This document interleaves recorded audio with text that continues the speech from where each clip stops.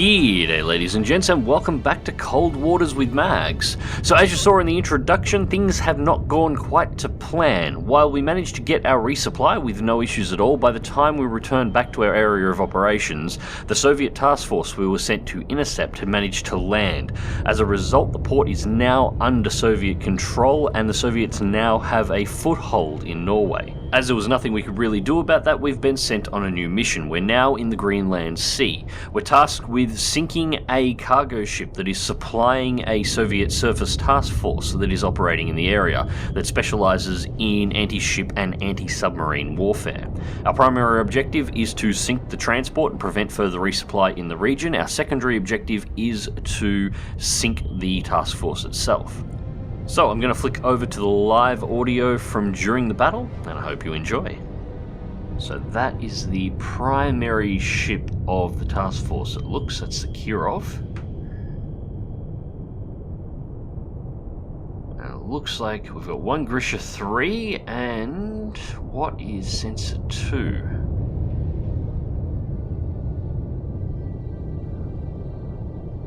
That looks like our cargo ship. We're a Dubra cargo ship, so there's our primary target. What is Sonar 3? This, it looks like it could be another Grisha, I think. Hang on, where is the sonar reading for the Grisha?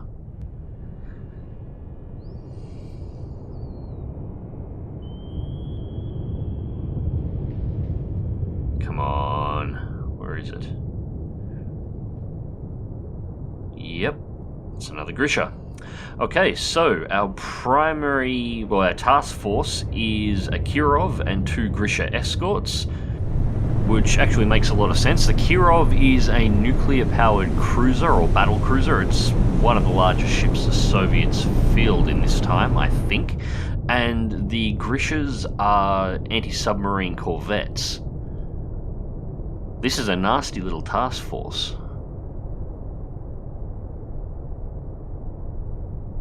Alright, so what I'm thinking at this point, the cargo ship's on the other side of the task force. I'm not going to be able to take the cargo ship out without alerting the task force, and these three ships have enough firepower to completely destroy me.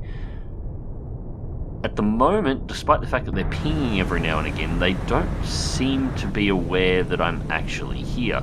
So I'm thinking, since I have one loaded, I'm going to send a missile on the far Grisha and launch two torpedoes, one at the Kirov and one at the closest Grisha. The torpedo, the Mk./48, should be more than enough to take out the closest Grisha without an issue. I don't think a Mk./48 will take down the Kirov, but it should cripple it. And the missile should strike first, taking out the second Grisha before it can even engage in combat. With the task force eliminated, I should be able to just go over and take care of the Dubna cargo ship with no problems whatsoever and complete the primary objective. Yeah, nasty little boats, these things. They've got a anti-submarine rocket launcher, I forget the exact name for it, mounted on the bow. Effectively what it is a bunch of small depth charges that are attached to rockets that get sprayed over a couple of 100-meter area wherever they think the submarine is, and shotgun the submarine while it's submerged. Alright, so we're up to 112 feet. And missile away. Torpedo 1 on the Grisha. Come on, about there. Alright, torpedo 2. Torpedo 2, we want this one. Now, I'm going to have to activate it close to the Grisha because I don't want it to lock onto the Grisha and hit it a second time. I want that to hit the Kirov. Reload, torpedo into tube 1. And there it is. We have a missile-loaded torpedo deploying, so we'll get the Moss out. Now we'll send the Moss out at our current heading, and then we'll go full 30 right or starboard rudder, and we'll begin to dive once we've safely turned away. I don't really want to break these cables if I can avoid it. really need to get away from this torpedo. Yeah, actually, let's go to full 30 on the planes. Come on, cables, don't break. And there's the helicopter that's off the back of the Kirov.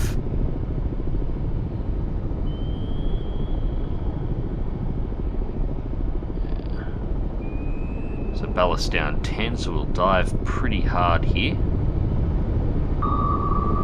And torpedo in the water, and it's searching, active pinging, and we're underneath it. And it's turning. So we've got a splash over there. I'm pretty sure that is the dipping sonar from the helicopter.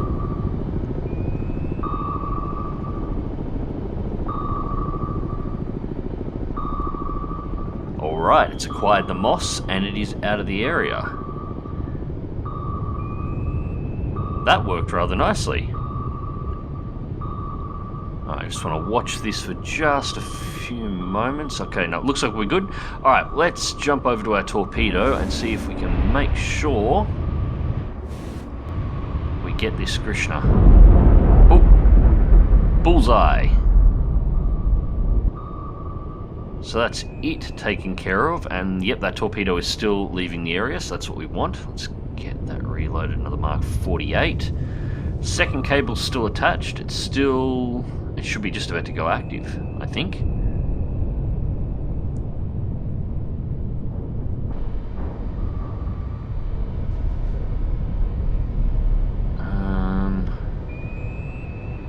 Let's turn a little here. Come on.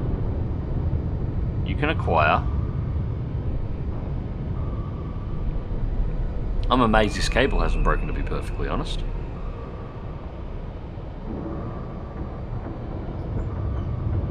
Come on, lock the gear off. I'm actually a little worried that Kirov might have moved a little bit too far out of the way, so...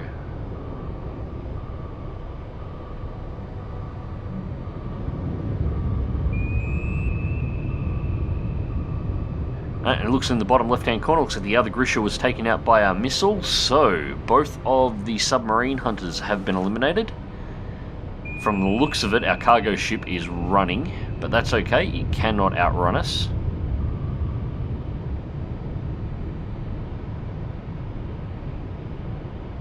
We've got no good feed on it. Oh, Kirov's position just jumped.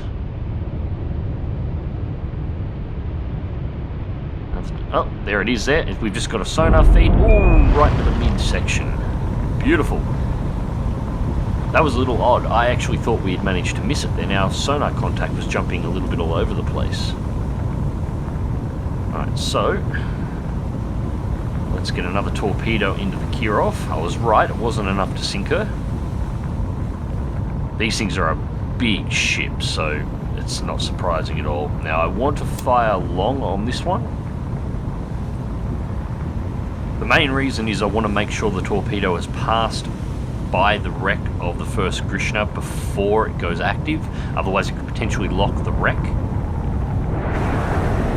Ooh, so apparently the Kirov took a little bit of a disliking to the fact that I torpedoed it. That was a torpedo-loaded missile launch from the Kirov to, well, I'm assuming our location, or at least where it thinks we are. I'm not entirely sure how much information it has at this point, but its helicopter does still have the dipping sonar going away, so it's possible. And there's a torpedo. It was only a short range launch, so it's already in and it's on us.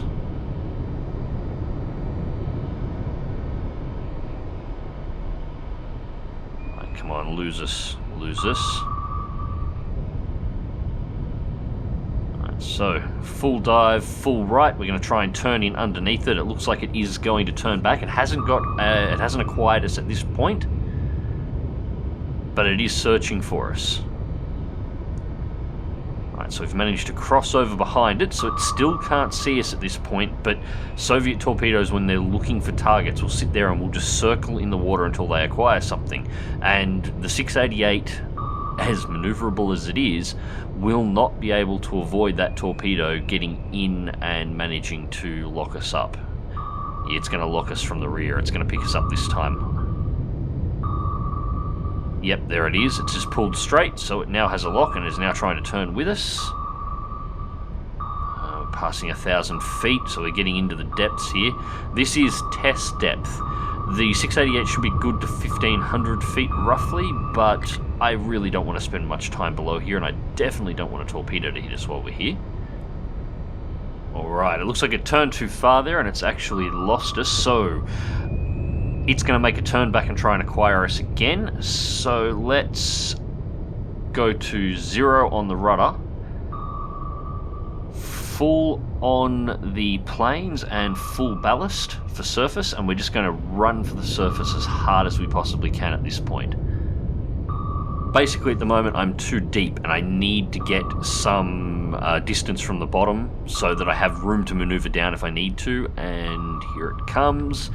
This is going to be uncomfortably close. Alright, I'm going to have to pop a noisemaker here. Just come on, turn in under and noisemaker away. It's acquired the noisemaker. Beautiful. Alright. Full rise on the planes. Full rise on the ballast and rudder to 0. And once again, let's run for the surface. The torpedo is continually pushing me down and I can't let it do that. Really can't. It's pushing us too close to crush depth. Come on, get up, get up, get up. We've actually opened a fairly decent gap this time. It doesn't appear to have acquired us. It's still continuing to turn through, and it detonated on the noisemaker. Alright. Well, that was a little closer than I would have liked, but it all worked out. And that was an explosion in the distance. Was that our torpedo hitting the Kirov? And there she is, going under. So that is one of the biggest warships in the Soviet fleet sunk, and her escorts. Unfortunately, they are only the secondary objectives, so we need to go and work out where the hell that cargo ship nicked off to at this point.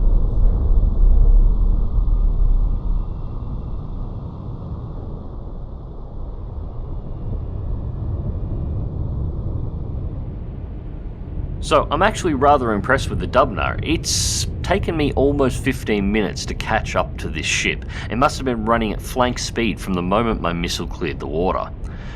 Unfortunately, its time is just about at an end. I've managed to slot in behind it. I could have killed it with a Mk.48 much sooner than this, but I wanted to release from nice and close. And despite the fact that it does look like a civilian ship, this is actually a Russian Navy registered replenishment vessel. Although it's not going to be for much longer. Mk.48 away, and as soon as that hits, it then simply becomes tonnage on my killboard. From this point, there is really not much left for us to do in this mission. We just follow the torpedo in. There is no way known that ship is going to be able to dodge. Torpedo has acquired.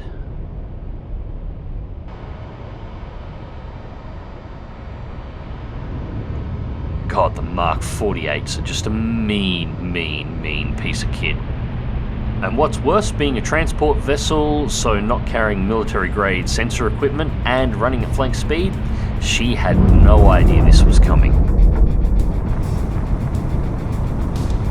And that is that. That is the completion of the mission. Our primary target has been taken out, and the secondary objective has also been completed.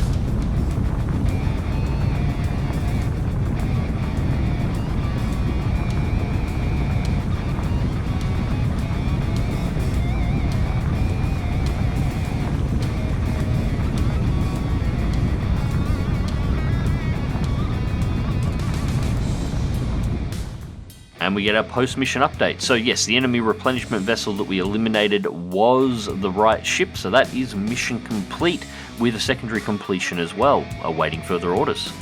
And as a result of fully completing our secondary objectives, we also received the Navy Commendation Medal. So this is the third medal we've received at this point. So far, so good. Anyways, ladies and gents, I hope you enjoyed the video and thank you very much for watching. Remember to give this video a like if you do, subscribe if you want to see more, and if you would like to help support my channel directly, links to my Patreon are down below. Until next time, dive smart, dive safe, and I'll catch you in the depths.